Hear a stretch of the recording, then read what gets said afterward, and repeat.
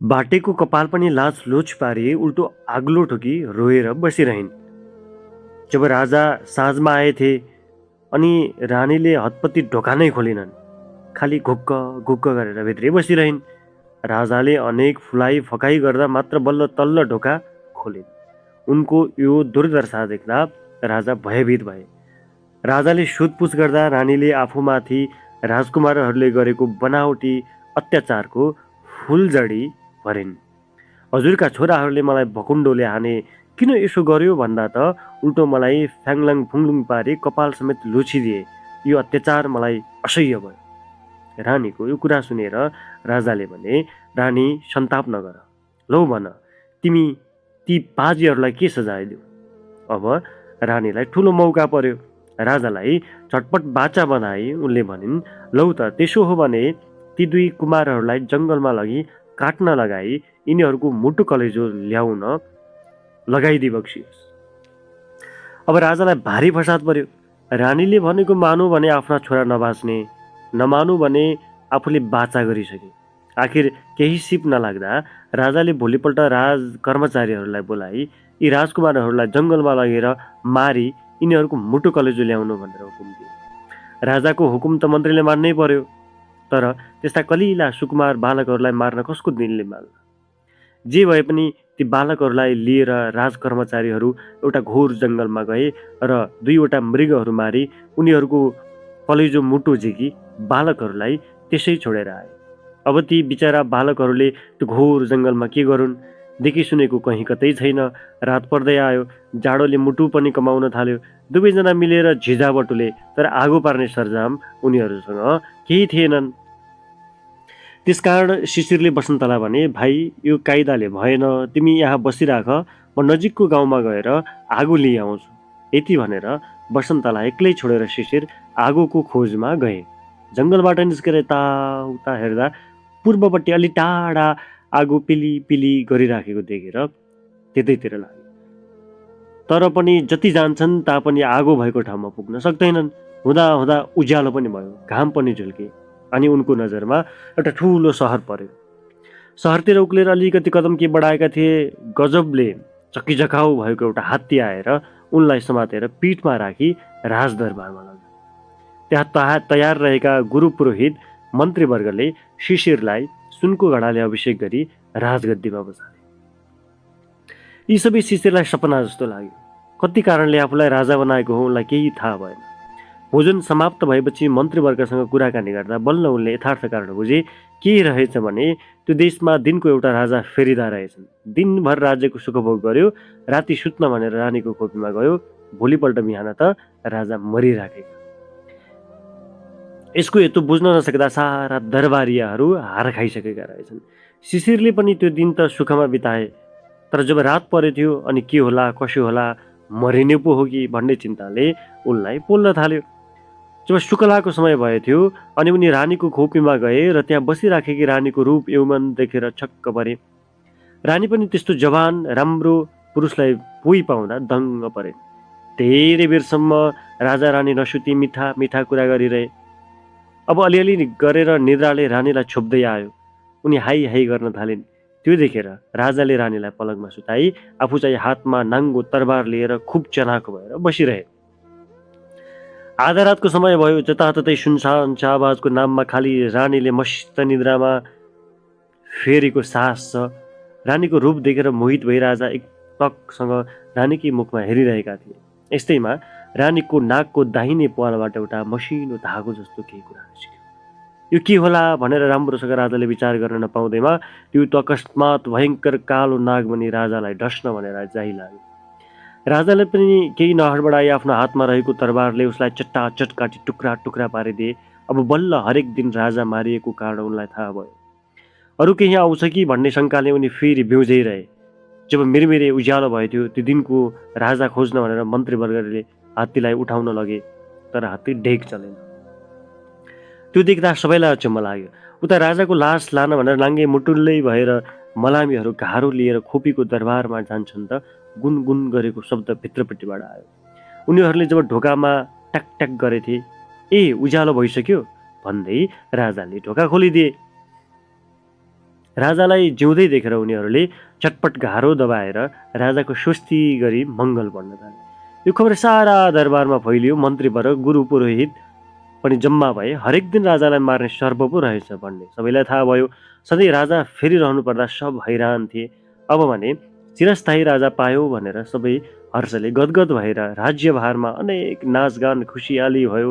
सिन्दुर यात्रा पनि ठुलो समारोहका साथ गरियो। अब हामी शिशिरलाई छोडेर बसन्ततर्फ ध्यान दिउँ।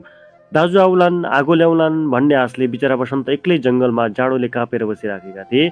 पशुहरू हिँडेर खस्राक खस्राक गर्दा पनि लौ दाजु आए भन्ने आशले फुल्दथे। तर बिचराको सब आशा निराशा भयो। सारा रात बिती, पूर्व दिशातिर लाली पनि चढेर आयो, तैपनि दाजुको पत्तो भएन। बिचराको रातभर अलाप बिलापले बित्यो।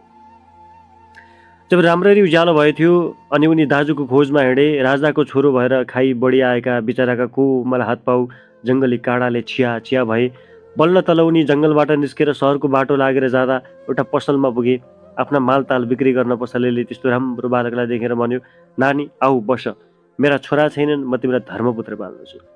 निराधार बालक हुनाले बसन्तले पनि पसलेले दिएको शरण ग्रहण गर्नै पर्यो। त्यहीँ बसी पसलेको काम सघाई उनी आफ्नो दिन काट्न लागे। उनी पसलमा बस्दा सदाको भन्दा दुब्बर व्यापार हुन्थ्यो। यसै गरी प्रतिदिन उनको व्यापार बढ्दाखेरि ऊ असङ्ख्य धनी भयो। उसका छोराछोरीहरू पनि भए।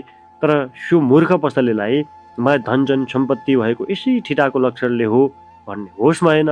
उल्टो त्यो उनीमाथि कुदृष्टि गर्न थाल्यो।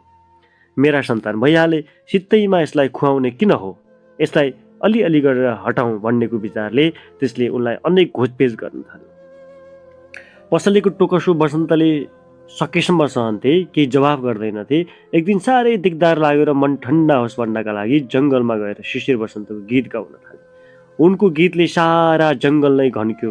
गीत साह्रै राम्रो हुनाले पशुपन्छीहरू पनि मोहित भएर चुपचाप लागेर सुन्न थाले। त्यस जङ्गलमा अर्कै एक देशका राजा शिकार खेल्न आएका रहेछन्। बसन्तको गीत सुनेर यस्तो मिठो गीत गाउने को रहेछ भन्ने विचार गरेर उनी बसन्त भएको ठाउँमा आए। त्यस्तो राम्रो भर्खरको जवानलाई देखेर राजाले तिमी को हौ भनेर सोद्धा म एक अदना दुखी हुँ भनी बसन्तले जवाफ दिए। तर राजालाई पत्यार भएन। यो जवान कोही राजकुमार हो भन्ने मनमा निश्चय गरेर उनले बसन्तलाई लिएर आफ्नो देशतर्फ फर्के र दरबारमा पुगी उनलाई कदर साथ राखे। केही काल बितेपछि एक असल दिन ठहर्याएर राजाले बसन्तसँग आफ्नै छोरीको विवाह गरिदिए। अलि दिन सुखपूर्वक बित्यो। तर बसन्तलाई पसलेले के भन्यो होला भन्ने विचारले शान्ति दिएन। उसै कहाँ फर्कने विचार गरेर उनी राजासँग विदावादी भए। राजाले पनि अनेक लावा लस्कर र दाइजो साथ लगाइदिए। आफ्नी दुलहीलाई लिएर बसन्त पसलेको घरको बाटो लागे। केही बाटो काटिसकेपछि त्यो मालताल धन दौलत पसलेको घरमा अटाउँदैन भन्ने ठानेर जसले जे बोकेको छ उसैलाई भयो भनेर बसन्तले सारा लावा लस्करलाई फर्काइदिए। खालि मैयालाई मात्र साथमा लिएर उनी पसलेको घरमा गए। बसन्तलाई देखेर पसलेले यतिका दिन कहाँ गएको थिइस्, यो कसलाई ल्याइस् भनेर सोद्धा काम विशेषले अर्कै देश गएको थिएँ, यो तपाईँकी सेठानीलाई सुसारे ल्याइदिएको छु भनी बसन्तले भने। त्यति परम सुन्दर युवतीलाई देखेर पसलले मनमा पाप उठ्यो। उसले 6 जना सार्कीहरू आफ्नो मतोमा लियो र एउटा बलियो छालाको धोक्रो सिउन लगाई। सार्कीहरूकी मद्दतले बसन्तलाई बलजफ्ती समातेर ढोक्रामा हाली नदीमा बगाइदियो। बसन्तको प्रभावले त्यतिको धनी भएर पनि अझ धेरै पाउनाको आशाले मैयालाई शिशिर राजा कहाँ लगी चढायो। त्यस्तै परम सुन्दर युवती देखेर राजा खुब खुसी भए र त्यो पसलेलाई प्रशस्त इनाम दिए। शिशिर राजा एक पत्नीव्रत हुन्। उनले ती मैयालाई विवाह गर्ने विचार गरेनन्, बरु त्यस्तै राम्रीसँग भाइको विवाह गरिदिन पाए असल हुने थियो भन्ने विचार गरेर उनले भाइको पत्ता लगाउनका मतलबले शिशिर र बसन्तको कथा जसले भन्न सक्दछ त्यो मान्छेलाई खोजेर ल्याउनु भन्ने हुकुम दिए।